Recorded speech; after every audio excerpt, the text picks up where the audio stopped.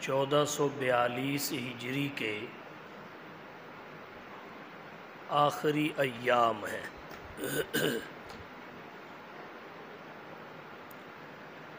یکم محرم الحرام سے 1443 ہجری کا آغاز ہوگا۔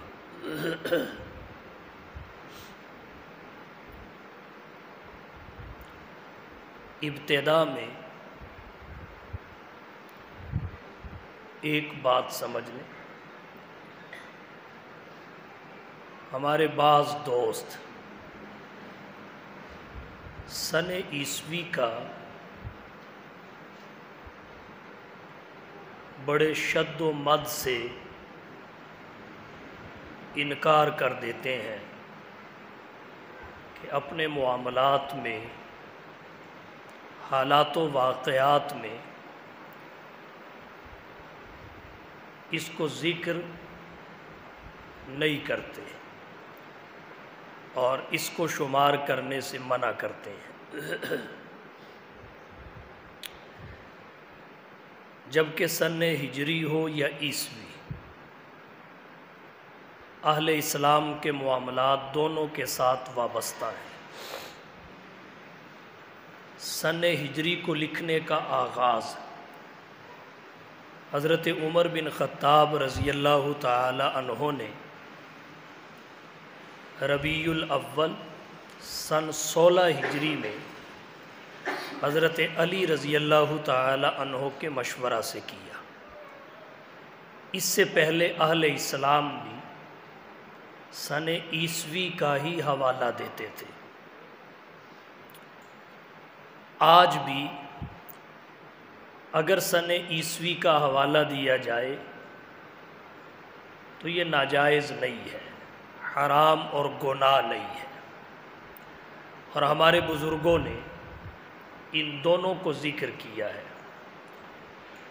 بعض دفعہ سن عیسوی لکھ کر بمطابق کے بعد سن ہجری ذکر کر دیتے ہیں، بعض دفعہ سن ہجری لکھ کر بمطابق سن عیسوی ذکر کر دیتے ہیں۔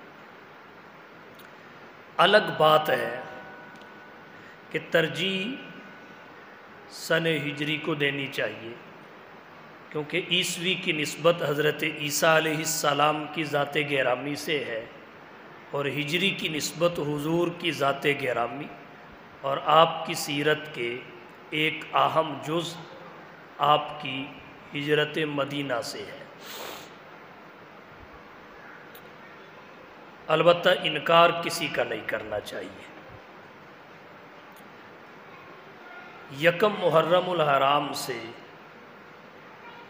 نئے سن ہجری کا آغاز ہوگا۔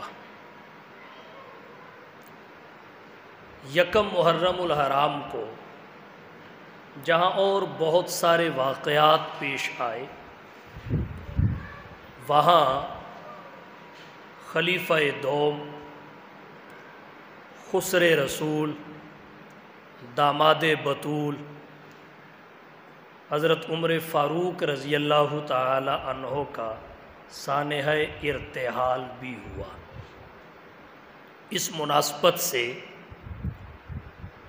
محرم الحرام کے ابتدائی ایام میں حضرت عمر رضی اللہ تعالی عنہ کا تذکرہ خیر ہوتا ہے۔ یہ پہلے بھی میں نے عرض کیا کہ صحابہ کرام کے ذکر خیر کے بہت سارے مقاصد ہیں، جن میں ایک مقصد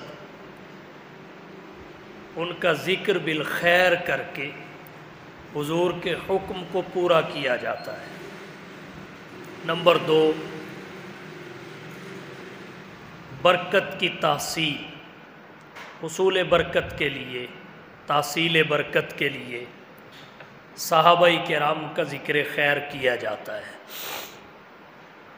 نمبر 3، صحابہ کرام سے نسبت، تعلق اور محبت کے اظہار کے لیے ان کا ذکر خیر کیا جاتا ہے۔ نمبر 4، اجر و ثواب کی زیادتی بھی مقصود ہوتی ہے۔ نمبر 5 ایمان کو جلا ملتی ہے۔ اور ایک بڑا مقصد صحابہ کرام کے ذکر کا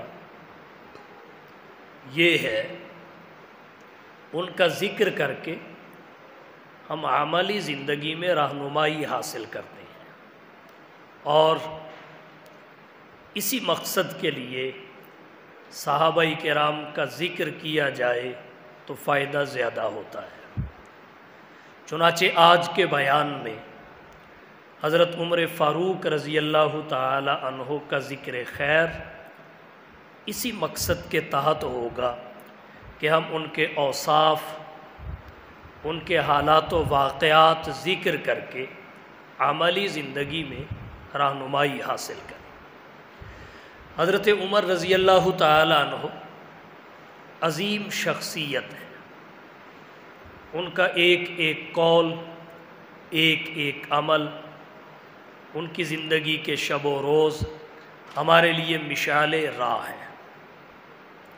ان کے چند اوصاف جن سے ہم رہنمائی لینا چاہیں گے ان کا ذکر کروں گا۔ سب سے پہلے حضرت عمر رضی اللہ تعالی عنہ کا عدل و انصاف۔ حضرت عمر رضی اللہ تعالی عنہ کے زمانہ خلافت میں عدل و انصاف عام بھی تھا، سستا اور آسان بھی تھا۔ آج کے دور میں عدل بکتا ہے، حضرت عمر کے دور میں عدل بہتا تھا۔ آج کے دور میں مظلوم عدل و انصاف کو تلاش کرتا ہے، حضرت عمر کے زمانہ خلافت میں عدل و انصاف مظلوموں کو تلاش کیا کرتا تھا۔ حضرت عمر رضی اللہ تعالی عنہ کا عدل و انصاف اس قدر تھا کہ نام عمر عدل کا استعارہ ہے، عمر فاروق عدل کا کنایہ ہے۔ جب حضرت عمر کا نام لیا جاتا ہے عدل و انصاف کا تصور دل و دماغ میں گھوم جاتا ہے۔ ہمارے معاشرہ میں جب عدل و انصاف کیا جاتا ہے، کسی پرے یا پنچایت میں فیصلہ کی نوبت آتی ہے تو فیصلہ کرتے وقت چودھری، منصف، حکم، ثالث بہت ساری چیزیں دیکھ کر فیصلہ کرتا ہے، اپنے پرائے کو دیکھتا ہے، ووٹر سپورٹر کو دیکھتا ہے، حامی اور مخالف کو دیکھتا ہے، رشتہ دار اور غیر رشتہ دار کو دیکھتا ہے۔ جبکہ حضرت عمر رضی اللہ تعالی عنہ کا عدل و انصاف بلا کسی تفریق اور امتیاز کے ہوتا تھا، جس میں اپنا پرایا نہیں دیکھتے تھے، طاقتور کمزور نہیں دیکھتے تھے۔ امام اہل سنت حضرت مولانا عبدالشکور صاحب لکھنوی رحمۃ اللہ علیہ نے حضرت عمر رضی اللہ تعالی عنہ کے عدل و انصاف کے کئی واقعات ذکر کیے۔ 2 واقعات آپ کی توجہ کی نظر کروں گا جو امام اہل سنت نے ذکر فرمائے۔ حضرت عمر رضی اللہ تعالیٰ عنہ کا اپنا بیٹا ابو شاہمہ مصر میں شراب پی لی۔ مصر کے گورنر تھے حضرت عامر بن عاص رضی اللہ تعالی عنہ۔ انہوں نے حضرت عمر کے زمانہ خلافت میں اپنی گورنری کے ایام میں مصر میں حضرت عمر کے بیٹے کو حد بھی لگا دی، مگر اس حد میں رو رعایت سے کام لیا گیا۔ نمبر 1 حد پردے سے لگائی گئی، نمبر 2 خفیف لگائی گئی، جس شدت سے لگانی چاہیے تھی اس شدت سے نہیں لگائی گئی۔ حضرت عمر رضی اللہ تعالی عنہ کو پتہ چلا، گورنر مصر سے فرمایا میرے پاس اس کے علاوہ کوئی آپشن نہیں ہے کہ حدود کے معاملہ میں نرمی کی وجہ سے میں آپ کو معزول کر دوں۔ اور رہا بیٹے کی حد کا معاملہ، فرمایا اسے میرے پاس قصر خلافت میں بھیجو، عمر بن خطاب اسے دوبارہ حد لگائیں گے۔ حد کا مقصد عبرت ہے، اور بند کمرے میں حد لگانے سے لوگ عبرت نہیں پکڑتے، اور حد لگانے کی کیفیت مقرر ہے، جب وہ کیفیت فوت ہو جائے پھر مقاصد بھی حاصل نہیں ہوتے۔ عمر بن خطاب اسے دوبارہ حد لگائیں گے۔ حضرت عبد الرحمن بن عوف رضی اللہ تعالی عنہ نے درخواست کی، امیر المومنین ایک دفعہ حد لگ چکی ہے، اب دوبارہ حد نہ لگائیں۔ حضرت عمر نے سفارش کو مسترد کر دیا، دوبارہ حد لگانے کا انتظام فرمایا۔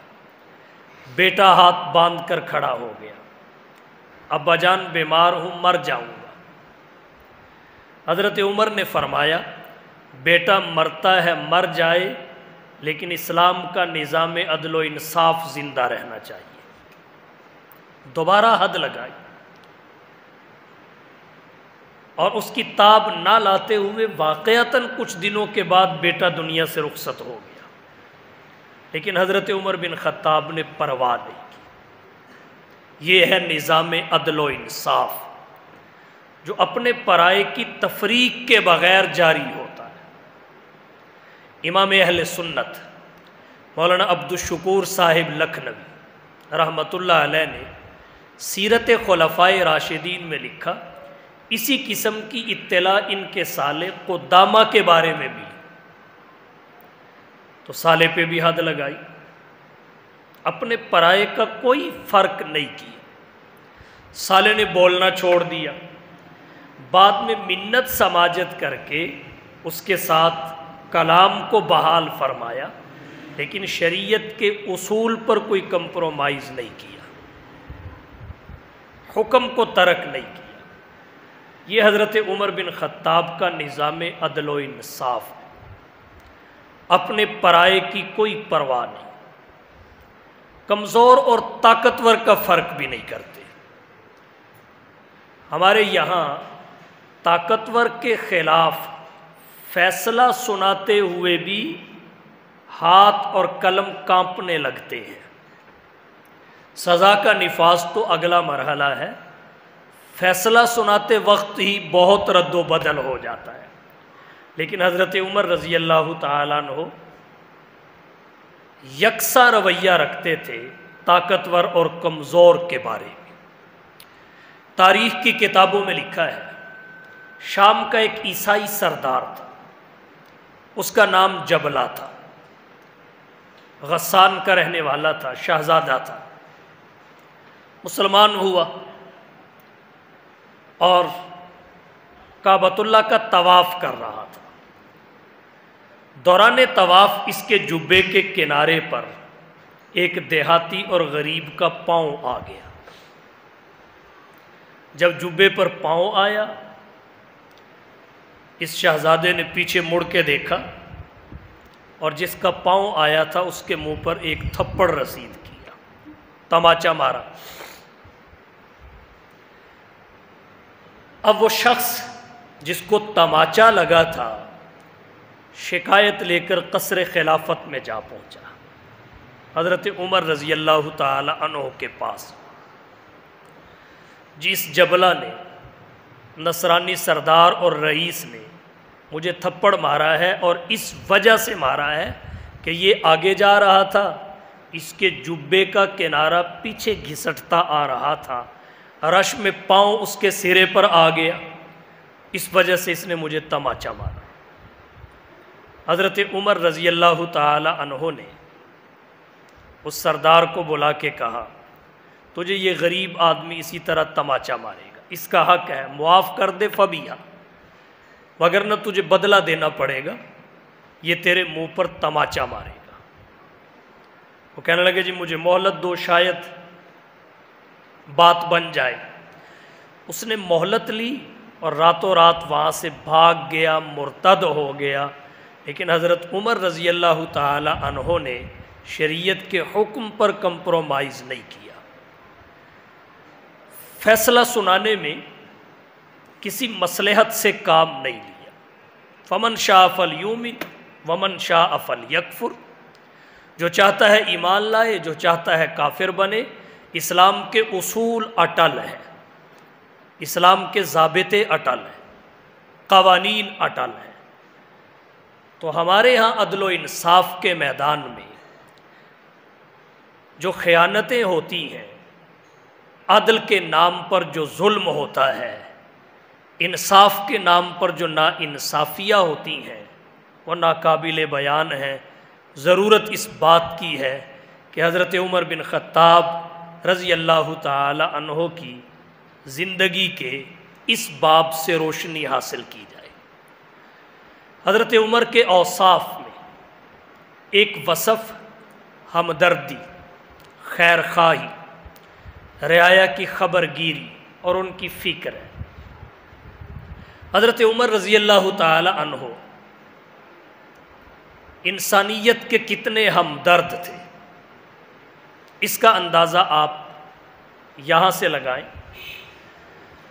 حکمران اپنی حکومت کے استحکام کے لیے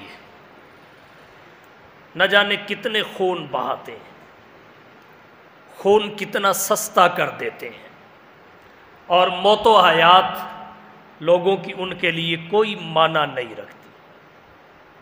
حضرت عمر رضی اللہ تعالی عنہ کس قدر انسانیت کی ہمدردی، خیر خواہی اور ان کی فکر سے لبریز تھے۔ ایک دفعہ حضرت عمر بن خطاب رضی اللہ تعالی عنہ کو پریشان دیکھا گیا، پریشانی کی وجہ پوچھی تو حضرت عمر بن خطاب نے وجہ یہ بتائی کہ فلانے پل سے بکریوں کا ایک ریوڑ گزر رہا تھا اور اس پل میں سوراخ تھا، ایک بکری کا پاؤں اس سوراخ میں آیا، الجھ گیا، بکری نے نکالنے کے لیے زور لگایا، بکری کی ٹانگ ٹوٹ گئی۔ تو میں ڈر رہا ہوں، گھبرا رہا ہوں کہ قیامت کے دن اگر اللہ نے پوچھ لیا تیری حکومت تھی، سلطنت تھی، تیرے پاس اقتدار و اختیار تھا، سرکاری وسائل تھے، تو نے وہ پل درست کیوں نہیں کروایا؟ اس بکری کی ٹانگ ٹوٹی ہے، ذمہ دار تو ہے، تو میں اللہ کو کیا جواب دوں گا؟ جسے جانوروں کی اس قدر فکر دامن گیر ہو اور اس قدر ان کا احساس لاحق ہو، وہ انسانوں کے ساتھ کس قدر ہمدردی رکھتا ہوگا؟ جو اس بات سے بھی ڈرتا ہو کہ نہر فرات کے کنارے پر کوئی کتا بھی پیاسا نہ مر جائے، کہیں عمر سے پوچھ نہ ہو جائے، اسے انسانیت کی کتنی فکر ہو۔ یہی وجہ ہے حضرت عمر بن خطاب رضی اللہ تعالی عنہ کے زمانے خلافت میں لوگ سوتے تھے اور حاکم وقت پہرا دیا کرتا تھا، ایک ہاتھ میں لالٹین، دوسرے ہاتھ میں درہ، لوگ گھروں میں ہیں، امیر المومنین گلیوں میں ہیں۔ یہ ہمدردی تھی۔ گورنر مقرر کرتے تو نصیحت کرتے، دروازے پہ دربان مقرر نہیں کرنا، باہر ڈیوڑی نہیں بنانی، اہل حاجت کے لیے اپنا دروازہ کسی وقت بند نہیں کرنا۔ یہ سب احکامات انسانیت کی ہمدردی کے لیے تھے، ان کی فکر تھی، اور پھر ان کے مسائل کے حل کے لیے پیش رہتے تھے۔ تاریخ کی کتابوں میں، ان کی سوانے کی کتابوں میں ان کے گشت کے بہت سارے واقعات لکھے ہوئے ہیں، بہت سارے واقعات۔ ایک واقعہ ذکر کرتا ہوں۔ حضرت عمر بن خطاب رضی اللہ تعالی عنہ ایک مرتبہ رات کو گشت کر رہے تھے، گشت کرتے کرتے مدینہ سے باہر نکل گئے، کنارے پہ دیکھا ایک خیمہ لگا ہوا ہے اور اندر سے کراہنے کی آوازیں آ رہی ہیں۔ حضرت عمر بن خطاب رضی اللہ تعالیٰ عنہ نے آواز دی، ایک شخص باہر آیا، اس سے پوچھا کون ہو؟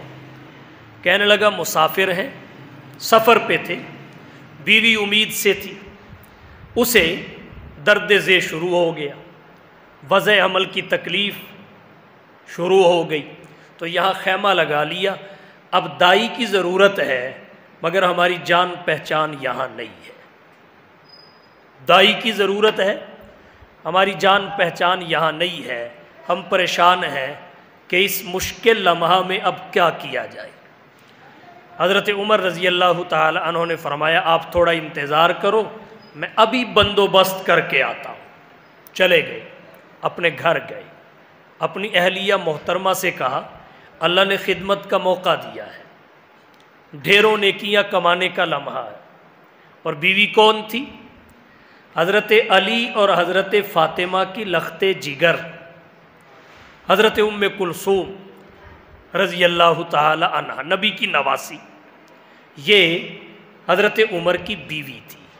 روافظ کی کتابوں میں بھی یہ بات لکھی ہے، حضرت عمر حضرت علی و فاطمہ کے داماد تھے۔ اس پر اگر کوئی شخص اعتراضات اٹھائے، اشکالات پیش کرے، روحانی رشتہ داری کو سامنے رکھ کر، تو بے جا ہے، اس لیے کہ شریعت حکم حقیقی رشتہ داری پہ لگاتی ہے، روحانی رشتہ داری پہ نہیں لگاتی۔ اس بحث کی تفصیل میں جانا نہیں چاہتا۔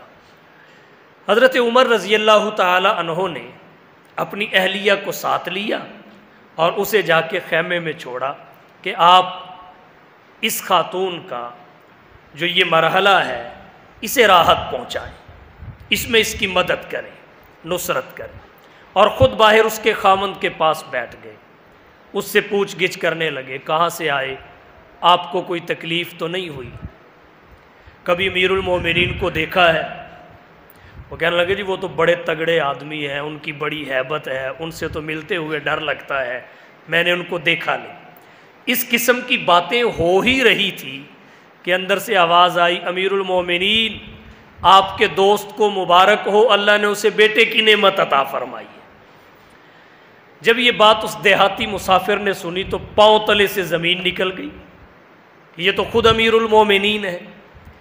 حضرت عمر رضی اللہ تعالی عنہ نے جب اس کے تاثرات ملاحظہ کیے، چہرے کے بدلتے اثرات دیکھے، تو فرمانے لگے پریشان نہ ہو، پریشان نہ ہو، یہ امیر المومنین کی ذمہ داری ہے۔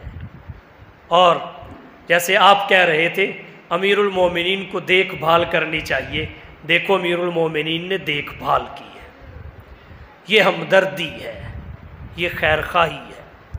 جب قحط پڑا حضرت عمر کے زمانے خلافت میں، تو حضرت عمر رضی اللہ تعالی عنہ نے گھی والی روٹی کھانا چھوڑ دی، زیتون استعمال کرنا چھوڑ دیا، رعایا کی ہمدردی میں، ان کی خیر خواہی میں۔ وگرنہ دنیا کے حکمران عوام کے ساتھ جو مرضی بنتی رہے انہیں پرواہ نہیں ہوتی، ان کے اڑلے تڑلے عروج پہ ہوتے ہیں، انہیں اس چیز کی کوئی فکر نہیں ہوتی کہ کون بھوک کی وجہ سے مر رہا ہے، کون غربت و افلاس کی وجہ سے خودکشی کر رہا ہے۔ یہ بھی اسلامی خلافت کا طرۂ امتیاز ہے کہ عوام سوتی ہے، خلیفہ جاگتا ہے، جو عوام کھاتی ہے وہی حکمران کھاتا ہے۔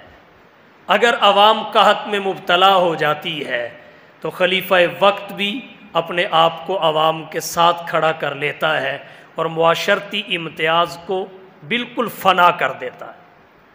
تو حضرت عمر رضی اللہ تعالی عنہ رعایا کی ہمدردی، خیر خواہی، خبر گیری اور ان کے فکر کے جذبہ سے لبریز تھے۔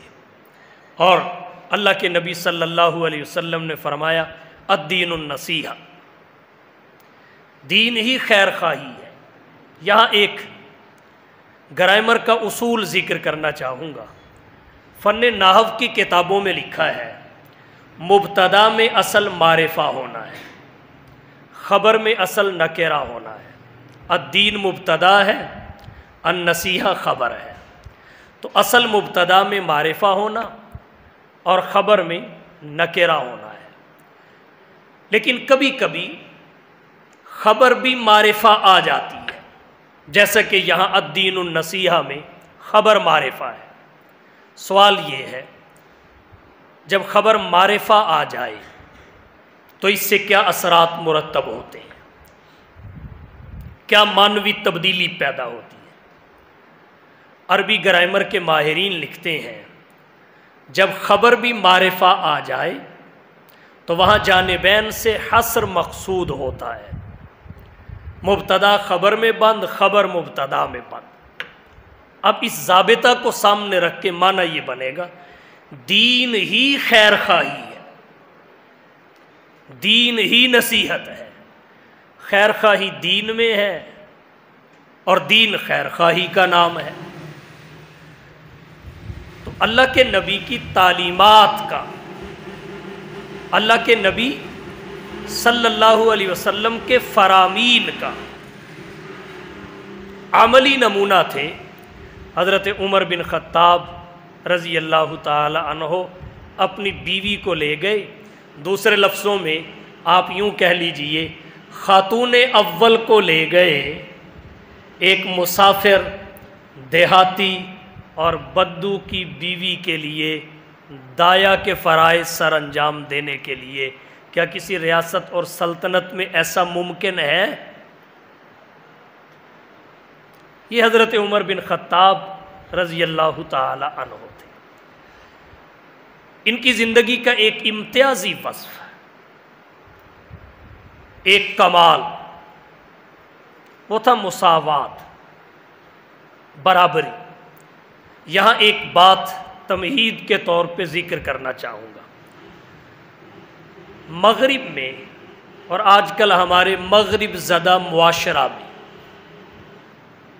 مغرب سے متاثر طبقہ میں یہ نعرہ بلند ہوتا ہے کہ عورت کو مردوں کے مساوی حقوق دیے جائیں، مرد و عورت میں مساوات کو قائم کیا جائے۔ سب سے پہلے یہ سمجھیں مساوات کا مطلب کیا ہے۔ مساوات کا مطلب یہ نہیں کہ جو مرد کرے وہی عورت کرے، جو مرد کی ذمہ داری وہی عورت کی ذمہ داری، یہ مساوات کا مطلب قطعاً نہیں ہے، اور نہ ایسی مساوات ممکن ہے، ہو ہی نہیں سکتی۔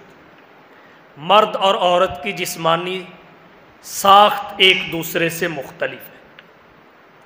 عورت کو حیض آتا ہے، مرد کو نہیں آتا۔ عورت کو حمل ہوتا ہے، مرد کو نہیں ہوتا۔ عورت حیض کے دنوں میں نماز نہیں پڑھتی، اس کی چھوٹ جاتی ہے، مرد کے لیے ایسا عرصہ نہیں آتا۔ تو اب کیسے مساوات پیدا کرو گے؟ مغرب کے اس گندے نعرے نے مرد کو جو ذمہ داریاں دی تھی وہ ذمہ داری ساری کی ساری عورت پہ ڈال دی، مرد کو فری کر دیا۔ اور اب اہل مغرب کیا کر رہے ہیں؟ کاؤنٹروں پہ عورت بیٹھی ہے، بینک مینیجر عورت ہے، کریانہ عورت تول رہی ہے، الیکٹریشین عورت ہے، پلمبر عورت ہے۔ تو بتاؤ مرد نے اپنی ذمہ داریاں تو عورت کے کندھوں پہ ڈال دی، مساوات کا نعرہ بلند کر کے عورت کی کون سی ذمہ داری ہے جو اپنے کندھوں پہ لی؟ اور یہ کتنی بھولی بھالی اور سادی ہے، یہ سمجھتی ہے مجھے مساوی حقوق مل رہے ہیں۔ اور اب تھوڑے دنوں میں اس کو کہا جائے گا چلو مرد ریت سیمٹ اور بجری مکس کر کے لینٹر ڈالتا ہے، تو بھی لینٹر ڈال۔ تو پھر اوپر نیچے سے پسینہ ٹپک رہا ہوگا، پھر مساوی حقوق کی لذت سمجھ میں آئے گی کہ اس نعرے میں کتنا بڑا دھوکہ تھا۔ اللہ کے نبی نے عورت کو گھر کی ملکہ بنایا، نان و نفقے کی ذمہ داری مرد پہ ڈالی ہے اور اسے اس پریشانی سے آزاد کر دیا ہے۔ اسے یہ سہولت راس نہیں آ رہی اور یہ مغرب کے دھوکے پر مبنی نعرے کے پیچھے دوڑتی جا رہی ہے۔ تو مساوات کا مطلب یہ نہیں ہے کہ جو حقوق مرد کے ہوں وہی عورت کے ہوں، بلکہ مساوات کا مطلب یہ ہے کہ شریعت نے جس کا جو حق بتایا ہے، شریعت نے ہر ایک کے حقوق کا تعین کیا ہے۔ وضاحت بھی کی، تعین بھی کیا، ادائیگی کو یقینی بھی بنایا۔ شریعت نے جس کا جو حق بتایا اسے اس کا وہ حق مل جائے، یہی مساوات ہے کہ حق ملنے میں مرد اور عورت کے درمیان کوئی فرق نہیں۔ تو حضرت عمر رضی اللہ تعالی عنہ، ان کی زندگی کا ایک نمایاں وصف مساوات تھا، جس کا جو حق ہوتا تھا اسے وہ حق دیا کرتے تھے، جس کا جو حق ہوتا تھا اسے وہ حق دیا کرتے تھے۔ اس پہ میں دو واقعات ذکر کرنا چاہوں گا۔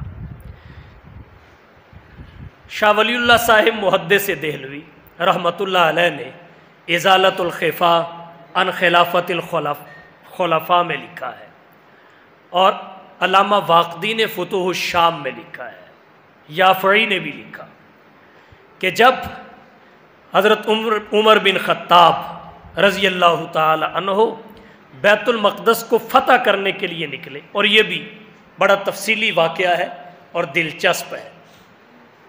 اسلامی لشکر فتح بیت المقدس کے لیے جنگ لڑ رہا تھا، کافی عرصہ گزر گیا، فتح حاصل نہیں ہو رہی تھی۔ ایک دن عیسائی علماء نے مسلمانوں کے بڑوں کو کہا، تم اپنا بھی وقت ضائع کر رہے ہو، ہمارا بھی ضائع کر رہے ہو، تم زندگی بھر لڑتے رہو، ہم تمہیں بیت المقدس کی چابیاں نہیں دیں گے۔ ہمیں پتہ ہے بیت المقدس کا فاتح کون ہے، ہماری آسمانی کتابوں میں اس کا نام بھی مذکور ہے، ہماری آسمانی کتابوں میں اس کا حلیہ بھی بیان کیا گیا ہے، ہماری آسمانی کتابوں میں اس کی صفات مذکور ہیں، اور ہم یہ تحقیق کر چکے ہیں، ہماری انٹیلیجنس معلوم کر چکی ہیں کہ جو بیت المقدس کا فاتح ہماری کتابیں قرار دیتی ہیں، وہ جب تک وہ نہیں آ جاتا اس وقت تک تمہارا خواب ہے کہ بیت المقدس کے تم فاتح بنو۔ جب یہ بات عیسائی علماء نے کہی، مسلمانوں میں تجسس پیدا ہوا، انہوں نے کہا اچھا بتاؤ پھر تمہاری کتابیں کسے بیت المقدس کا فاتح قرار دیتی ہیں؟ عیسائیوں نے کہا اس کا نام عمر بن خطاب ہے، قبیلہ عدی سے اس کا تعلق ہے، اس کا حلیہ ہماری کتابوں میں ہے، اور اس کی صفات ہماری کتابوں میں ہے، اور ہماری انٹیلیجنس رپورٹ یہ ہے وہ تمہارے اندر نہیں ہے، اسے لے آؤ، ہم بغیر جنگ و جدال کے، قتل و قتال کے بیت المقدس کی چابیاں ان کے دامن میں ڈال دیں گے۔ مشورہ کیا گیا کہ چلو قصر خلافت میں پیغام بھیج دو، اگر حضرت عمر آنا چاہیں تب بھی ٹھیک، نہ آنا چاہیں تب بھی ٹھیک۔ پیغام بھجوایا گیا، حضرت عمر نے جو مدینہ میں صحابہ موجود تھے ان سے مشورہ کیا، کچھ نے جانے کا مشورہ دیا، کچھ نے نہ جانے کا مشورہ دیا۔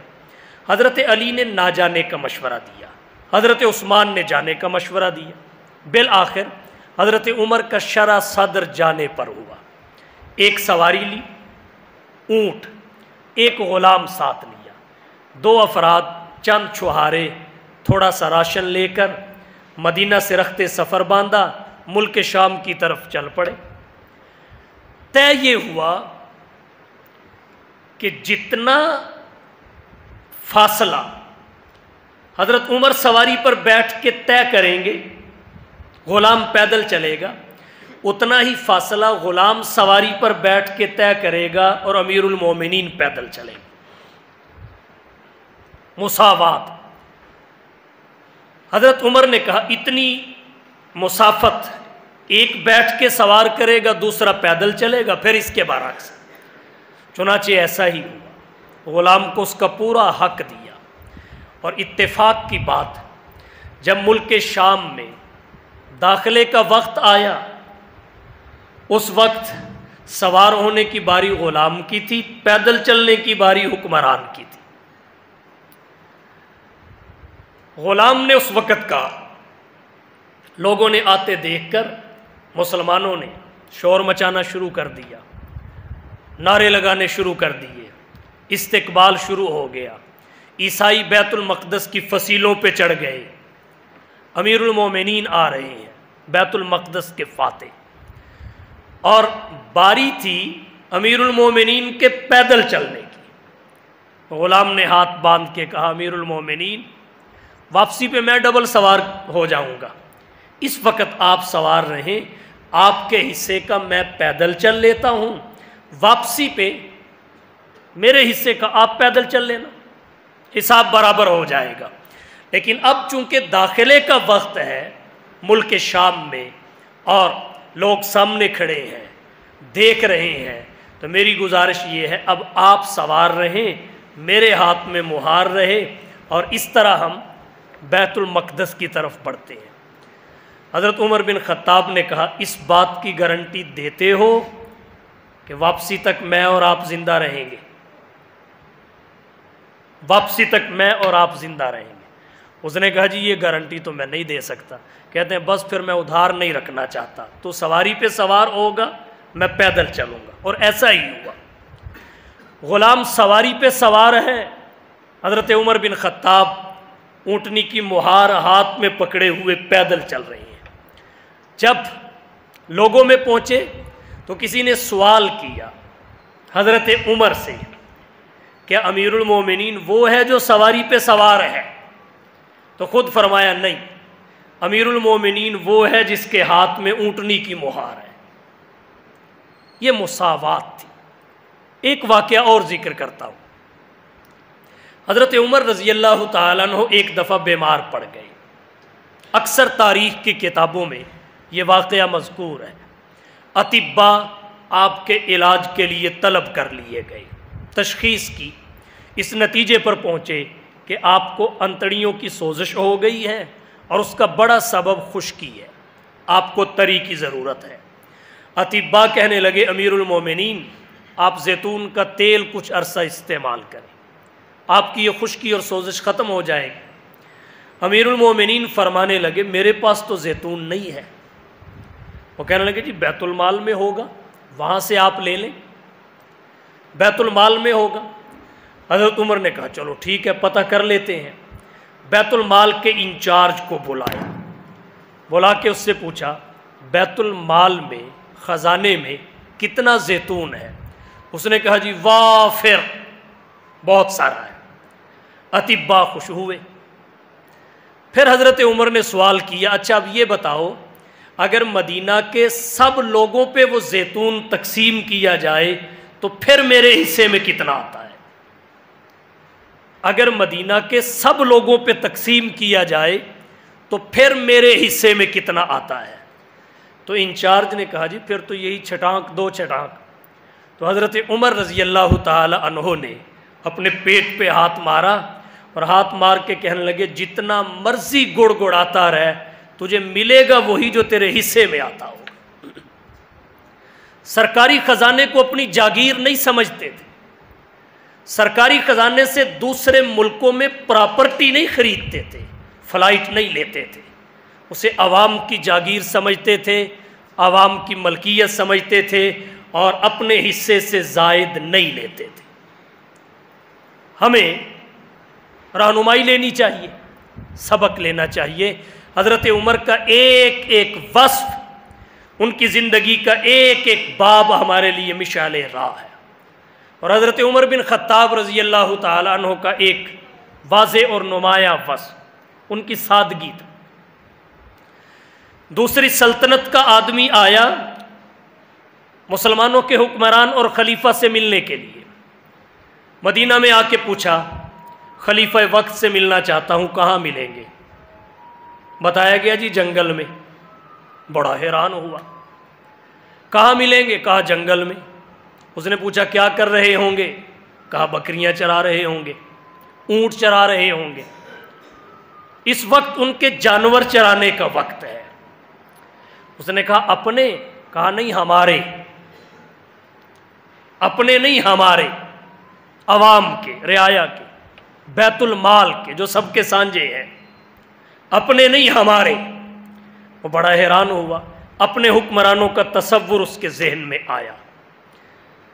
وہ جنگل میں گیا تو دیکھا امیر المومنین سرہانے اینٹ رکھ کے سوئے ہوئے ہیں، مٹی پہ لیٹے ہوئے ہیں، دنیا و ما فیہا سے بے نیاز ہے،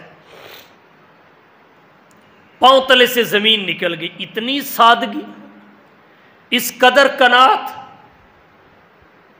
और ये जो मैंने बैतुल मक़दस की फ़तह का वाक़या बयान किया, वाक़दी की फुतूह शाम ले लीजिए, शाह वलीउल्लाह की इज़ालतुल ख़िफ़ा ले लीजिए, दीगर तारीख़ की किताबें उठाइए, हज़रत उमर की सवाने और हालात की किताबें उठाइए, उनमें ये बात लिखी हुई है। जब हज़रत उमर बिन ख़त्ताब बैतुल मक़दस पहुँचे तो मुसलमानों ने डिमांड की, आप अपना ये पुराना लिबास उतार दें, पुराना लिबास उतार दें। कनात और सादगी का आलम यह था। इमाम अहले सुन्नत मौलाना अब्दुल शकूर साहिब लखनवी रहमतुल्लाह अलैह ने सीरत खुलफाए राशिदीन में लिखा है, साल में बैतुल माल से सिर्फ 2 जोड़े लेते थे, और वो भी महंगे नहीं होते थे, खद्दर के मोटे, जो कोई नहीं लेता था वो हज़रत उमर ले लेते थे, बाकियों को अच्छे दे देते थे। 2 जोड़े लेते थे। और जब बैतुल मक़दस की फ़तह के लिए गए, उस वक़्त जो लिबास पहना हुआ था उस पे दर्जन से ज़ायद पैबंद थे। बाद रिवायात में आता है 18 पैबंद थे, बाद रिवायात में आता है 17 पैबंद थे। हज़रत ज़ैद बिन साबित रज़ी अल्लाह ताला अन्हु फरमाते हैं, हज़रत उमर बिन ख़त्ताब के लिबास पर 17 पैबंद मैंने खुद गिने हैं। 17 टांके 17 जगह से सिया हुआ था। तो जब हज़रत उमर फ़तह के लिए पहुँचे, उस वक़्त अहले इस्लाम ने डिमांड की कि आपने ईसाई उलमा से मिलना है। वो सलीबी तो बड़े जुब्बे कुब्बे पहन के रखते हैं और बड़े टशन में रहते हैं, आप अपना ये लिबास उतार दें, ये कीमती लिबास पहने, इस ऊँट को छोड़ दें, इस घोड़े पे सवारी करें और फिर उनके यहाँ आप जाएं। हज़रत उमर बिन ख़त्ताब रज़ी अल्लाह ताला अन्हु ने इसरार किया, नहीं, मुझे इज़्ज़त लिबास की वजह से नहीं, इस्लाम की वजह से मिली है। बिल आखिर जब इसरार अहले इस्लाम का बढ़ा तो हज़रत उमर ने उनके इसरार के पेशे नज़र लिबास तब्दील किया और घोड़े पे सवार हो गए, ऊँट से उतर आए। हज़रत उमर जब घोड़े पे सवार हुए, घोड़ा शोखी में आया, हिनहिनाया। हज़रत उमर फ़ौरन नीचे उतर आए, कहा मेरे अंदर कहीं उजब पैदा ना हो जाए, उजब का मादा ना आ जाए, इसलिए मुझे मेरा पुराना लिबास दो, मैं अपने ऊँट पे सवार होके जाऊँगा। हमारी इज़्ज़त सवारी और लिबास में नहीं है, मोहम्मद की सुन्नत के इत्तिबा में है। फिर वही लिबास, फिर वही सवारी। और ये भी अल्लाह की तरफ से कुछ तकवीनियात में उमूर होते हैं, उन्हें टाला नहीं जा सकता।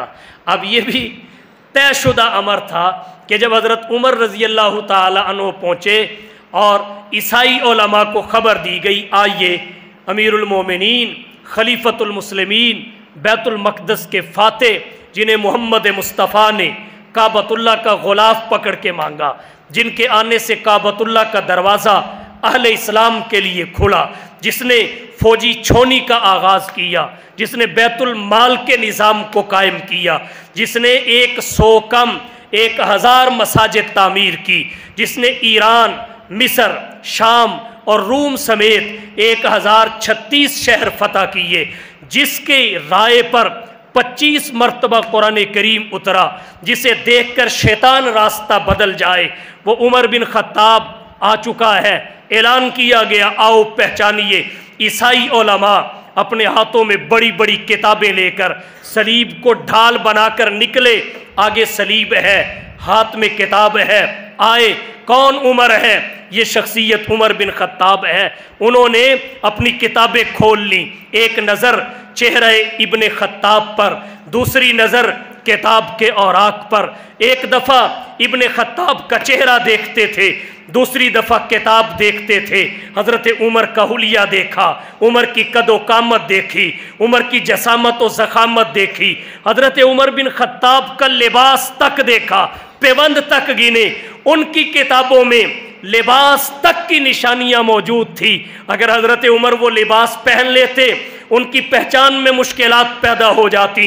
उनकी किताबों में ज़ालिका मसलुहुम फित तौरात वल इंजील, अगर कुरान करीम ने हुजूर सरवर कौनैन, साकी कौसर, शाफी माशर, हादी और रहबर, आमीना के लाल, महबूब रब्बे ज़ुल जलाल, साहिबुल हुस्न वल कमाल, जनाब मोहम्मद मुस्तफ़ा احمد مجتبی حبیب کبریا فخر الانبیاء سید الورا شمس الضحیٰ بدر الدجا رہبر و رہنما لا یمکن الثنا مکین گنبد خضرا بلغ العلا کشف الدجا صلی اللہ علیہ وسلم کے بارے میں فرمایا النبی الامی الذی یجدونہ مکتوبا عندہم فی التوراۃ والانجیل. تو اصحاب نبوت کے بارے میں فرمایا ذالک مثلہم فی التوراۃ والانجیل.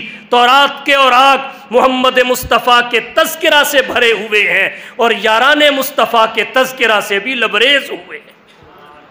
انہوں نے آپ کے کپڑے تک کی نشانیاں دیکھی. جب نشانیاں نظر آئیں تو انہوں نے چابیاں عمر کے دامن میں ڈال دیں کہ اب تمہیں لڑائی کی کوئی ضرورت نہیں ہے. عمر مصلی پہ گئے، نماز پڑھائی، واز کیا. یاد رکھیے 2 بڑے گھر ہیں. مسجد نبوی سے پہلے اللہ کے 2 بڑے گھر تھے روئے زمین پر. ایک بیت اللہ تھا، ایک بیت المقدس تھا. آج بھی ہیں، قیامت تک رہیں گے. وقت ایسے آئے بیت اللہ کا دروازہ بھی اہل اسلام کے لیے بند، بیت المقدس کا دروازہ بھی اہل اسلام کے لیے بند. اللہ کا انتخاب دیکھیے، اللہ نے بیت اللہ کا دروازہ کھلوانے کے لیے بھی محمد کے پاس عمر بھیجا اور بیت المقدس کا دروازہ کھلوانے کے لیے بھی مدینہ سے شام میں حضرت عمر کو بھیجا. اللہ کے نبی نے ویسے ہی نہیں مانا، ویسے ہی نہیں مانگا اللہم اعز الاسلام بعمر ابن الخطاب او بعمر ابن ہشام، اعز الاسلام بعمر ابن الخطاب او بعمر ابن ہشام. شاہ ولی اللہ محدث دہلوی رحمت اللہ علیہ سے پوچھا گیا باقی صحابہ میں اور عمر میں کیا فرق ہے؟ امام الہند امام انقلاب حضرت شاہ ولی اللہ صاحب محدث دہلوی فرماتے ہیں باقی صحابہ میں اور فاروق اعظم میں فرق یہ ہے کہ باقی صحابہ آئے ہیں، عمر بلوائے گئے ہیں. باقیوں نے اسلام کو مانگا ہے، اسلام نے عمر کو مانگا ہے. باقیوں کی عزت اسلام میں ہے، اسلام کی عزت عمر میں ہے. عمر کے آنے سے اسلام کی عمر بڑی ہے، اسلام کو قوت ملی ہے، شوکت ملی ہے. تو صحابہ کرام کا ذکر خیر متعدد حکمتوں کے تحت ہے، متعدد مقاصد کے لیے ہے، لیکن ایک بڑا مقصد اور بڑی حکمت یہ ہے کہ ذکر صحابہ سے ہم عملی زندگی میں رہنمائی حاصل کریں اور حضرت عمر بن خطاب رضی اللہ تعالی عنہ کی زندگی کا ایک ایک لمحہ، سیرت و کردار کا ایک ایک گوشہ، ان کی زندگی کا ایک ایک باب انسانی زندگی میں مشعل راہ ہے، راہبر و رہنما ہے. اللہ تعالی ہم سب کو صحابہ کی اقتداء، ان سے محبت اور ان کے احترام کی توفیق بخشے. وآخر دعوانا ان الحمدللہ رب العالمین.